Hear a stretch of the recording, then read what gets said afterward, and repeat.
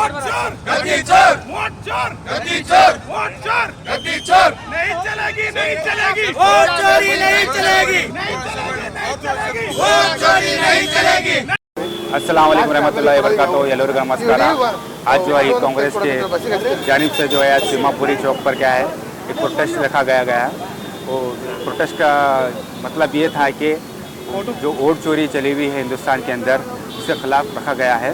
हम BJP government को ये कहना चाहते हैं कि आप एक डेमोक्रेटिक देश में रहते हैं कि आप डेमोक्रेटिक वोट लेके आपको जीतना चाहिए, ना कि वोट चोरी करके आपको जीतना चाहिए। क्योंकि इलेक्शन कमिश्नर किसके दबाव में है मैं पूछना चाहता हूँ।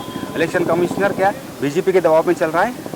हमें इलेक्शन कमिश्नर का काम नहीं है कि इसको इन्वेस्टिगेशन करना चाहिए। ये सीधा क्या है, बीजेपी जो है दबाव डाल रही है इलेक्शन कमिश्नर के ऊपर। हाल ही में हमारे जो राहुल गांधी जी और मल्लिकार्जुन खड़गे साहब जो है बेंगलुरु में परसों बहुत बड़ा प्रोटेस्ट किए हैं। ये प्रूफ के साथ हमारे लीडर राहुल गांधी जी ने शो किया है, बता गया है। इसके बाद भी इलेक्शन कमिश्नर के पास कोई जवाब नहीं है। हम इसको धिक्कारा करते हैं। कई सारे हिंदुस्तान के अंदर ऐसे ही बीजेपी वोट चोरी करके इलीगल के तरीके से जीत रही है। बीजेपी को शर्म आना चाहिए इस तरीके से जीतने का। ये कोई हिंदुस्तान एक डेमोक्रेटिक देश है, एक सही तरीके से वोट लेके जीत के बताना चाहिए। आपके फेवर में पब्लिक रही तो ये पूरा पब्लिक उनको धिक्कारती है। ये वोट चोरी के काम कर रही है बीजेपी, इसको हम धिक्कारा करते हैं। ಇಂದು ಕಲಬುರಗಿ ಜಿಲ್ಲಾ ಯುವ ಕಾಂಗ್ರೆಸ್ ವತಿಯಿಂದ ಈ ಒಂದು ವೋಟ್ ಚೋರಿ ವಿರುದ್ಧ ಏನೊಂದು ಪೋಸ್ಟರ್ ಕ್ಯಾಂಪೇನಿಂಗ್ ಲಾಂಚ್ ಆಗಿದೆ। ಈ ಕ್ಯಾಂಪೇನ್ ಉದ್ದೇಶ ಏನಪ್ಪಾ ಅಂದರೆ ಸಾರ್ವಜನಿಕರಲ್ಲೂ ಮತ್ತು ಭಾರತ ದೇಶದಲ್ಲೂ ಎಲ್ಲ ಕಡೆಗೂ ಏನು ಬಿಜೆಪಿಯವರು ವೋಟ್ ಚೋರ್ ಮುಖಾಂತರ ಇಲ್ಲಿಗಲ್ ಆಗಿ ಅಧಿಕಾರ ಹಿಡಿತಾ ಇದ್ದಾರೆ, ಅದರ ವಿರುದ್ಧ ಇದೆ। ಏಕಪ್ಪ ಅಂದರೆ ನಮ್ಮ ದೇಶದ ಸಂವಿಧಾನ ಒಬ್ಬ ವ್ಯಕ್ತಿ ಒಂದು ವೋಟು ಎಂಬ ಏನೊಂದು ಸಂದೇಶ ಇದೆ, ಆ ಸಂದೇಶವನ್ನು ಬುಡ ಮಾಡಿಕೆಯಿಂದ ಮುಂಚೆ ಏನು ಮಾಡ್ತಾ ಇದ್ರು, ಎಲ್ಲರಿಗೂ ತಿಳಿದಾಗೆ ವೋಟ್ ಖರೀದಿ ಮಾಡ್ತಾ ಇದ್ರು। MLAಗಳನ್ನು ಖರೀದಿ ಮಾಡಿ ಸರ್ಕಾರವನ್ನು ಕೆಡವಿ ಆಪರೇಷನ್ ಕಮಲದ ಮುಖಾಂತರ ಸರ್ಕಾರ ಮಾಡ್ತಾ ಇದ್ರು। ಇವಾಗ ಅದಕ್ಕಿಂತ ಕೆಳಗಡೆ ಹೋಗಿದ್ದಾರೆ। ಏನಾಗಿದೆ ಅಂದರೆ ಮತದಾರ ಪಟ್ಟಿಯಲ್ಲೇ ಪರಿಷ್ಕರಣೆ ಹೆಸರಿನಲ್ಲೇ ಇವರು ಒಂದೊಂದು ಅಸೆಂಬ್ಲಿಯಲ್ಲಿ 1,55,000 ವೋಟ್ಗಳನ್ನು duplicate vote bogus vote add ಮಾಡಿಕೆಯಿಂದ ತಮ್ಮ ಒಂದು ಮ್ಯಾಂಡೇಟ್ ಸಿಗೋ ರೀತಿಯಲ್ಲಿ ಬಿಂಬಿಸ್ತಾ ಇದ್ದಾರೆ। ಇದು ಅಕ್ಷಾಂಶ ಅಪರಾಧ। ಅದೇ ರೀತಿಯಾಗಿ ಏನು ಖರ್ಗೆ ಸಾಹೇಬರು ಇರ್ಬೋದು ಮತ್ತು ರಾಹುಲ್ ಗಾಂಧಿ ಇರ್ಬೋದು ಕರ್ನಾಟಕ ರಾಜ್ಯದಲ್ಲೂ ಕೂಡ ಸ್ಟ್ರೈಕ್ ಮಾಡಿ ಏನು ದೆಹಲಿಯಲ್ಲಿ ಸೆಂಟ್ರಲ್ ಎಲೆಕ್ಷನ್ ಕಮಿಷನ್ ಆಫೀಸಿಗೆ ಹೋಗೇಸಿಂದ ಇಂಡಿಯಾ ಅಲಯನ್ಸ್ ಎಲ್ಲ 30 ಪಾರ್ಟಿಗಳು ಸೇರ್ಕೆಸಿಂದ ಹೋಗಬೇಕಾದ್ರೆ ಅವರಿಗೆ ಎಲೆಕ್ಷನ್ ಕಮಿಷನ್ ಆಫೀಸಿಗೂ ಹೋಗೋಕ್ಕೆ ಬಿಡಲಿಲ್ಲ।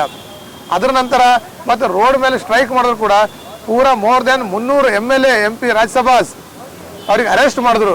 ಇದು ಡೆಮೋಕ್ರಸಿ ಇದೆ ನಡೀತಾ ಇದೆ ಅಥವಾ ನಮ್ಮ ದೇಶದಲ್ಲಿ ಇದೆಯಾ? ಏನಿದು ಹೇಳಲಾರ್ದಂಥ ಎಮರ್ಜೆನ್ಸಿ ಇದೆಯಾ? ಅದೇ ಗೊತ್ತಾಗ್ತಾ ಇಲ್ಲ।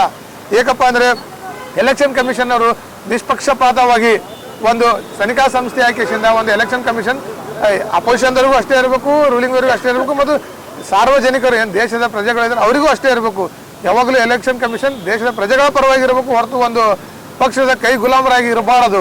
ಅದಕ್ಕೋಸ್ಕರ ಮೋರ್ ದೆನ್ 60% ಜನರು ಈ ಅಭಿಯಾನದಲ್ಲಿ ಪಾಲ್ಗೊಂಡು ರಾಹುಲ್ ಗಾಂಧಿ ಅವರು ಮತ್ತು ನಮ್ಮ ಕಾಂಗ್ರೆಸ್ ಪಕ್ಷದ ವತಿಯಿಂದ ಒಂದು ನಂಬರ್ ರಿಲೀಸ್ ಮಾಡಿದ್ದಾರೆ। ಆ ನಂಬರ್ಗೆ ಎಲ್ಲರೂ ಮಿಸ್ ಕಾಲ್ ಕೊಟ್ಟಿಗೆಸಿಂದ ಎಲ್ಲರೂ ತಮ್ಮ ಏರಿಯಾ ತಮ್ಮ ವಾರ್ಡ್ಗಳಲ್ಲಿ ತಮ್ಮ ಊರುಗಳಲ್ಲಿ ಏನು ಬೋಕಸ್ ವೋಟಿಂಗ್ ಇವೆ ಅದ್ರ ಬಗ್ಗೆ ಧ್ವನಿ ಎತ್ತಾ ಇದ್ದಾರೆ। ಎಲೆಕ್ಷನ್ ಕಮಿಷನ್ ಅವರು ಇವಾಗೇನು ರಾಹುಲ್ ಗಾಂಧಿ ಅವರು ಹಿಂದಿನಿಂದ 17 ದಿನ ಬಿಹಾರದಲ್ಲಿ ಏನೊಂದು 1300 ಕಿಲೋಮೀಟರ್ ಏನೊಂದು ವೋಟ್ ಚೋರಿ ವಿರುದ್ಧ ಒಂದು ಅಭಿಯಾನ ಮಾಡಿಸ್ತಾ ಇದ್ದಾರೆ।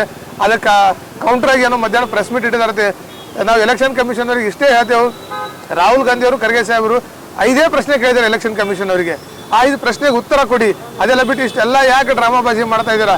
ಸರ್ಕಾರ ಪರ್ಮನೆಂಟ್ ಇರೋದಿಲ್ಲ, ಯಾರ್ದು ಜನರ ಅಭಿಪ್ರಾಯ ಜನರ ಆದೇಶ ಯಾರ್ದು ಬರುತ್ತೆ ಆ ಪಕ್ಷ ಅಧಿಕಾರದಲ್ಲಿ ಬಂದೇ ಬರುತ್ತೆ। ಇವಾಗ ನೀವು ಇದೇನು ಕಳತನ ಮಾಡ್ತಾ ಇದ್ದೀರಾ, ಮುಂದೆ ಉಳಿತೀವಿ ಅಂತ ಅನ್ಕೊಂಡ್ರೆ ಇದು ನಿಮ್ಮ ಭ್ರಮೆಯಲ್ಲಿದೆ। ದೇಶದ ಜನರು ಕ್ಷಮಿಸೋದಿಲ್ಲ ಮತ್ತು ಇಂಡಿಯಾ ಅಲಯನ್ಸ್ ಪಕ್ಷಗಳು ಯಾವೂ ಕ್ಷಮಿಸೋದಿಲ್ಲ। ಅದಕ್ಕೋಸ್ಕರ ಈ ಒಂದು ಕ್ಯಾಂಪೇನ್ ಮಾಡ್ತಾ ಇದ್ದೇವೆ।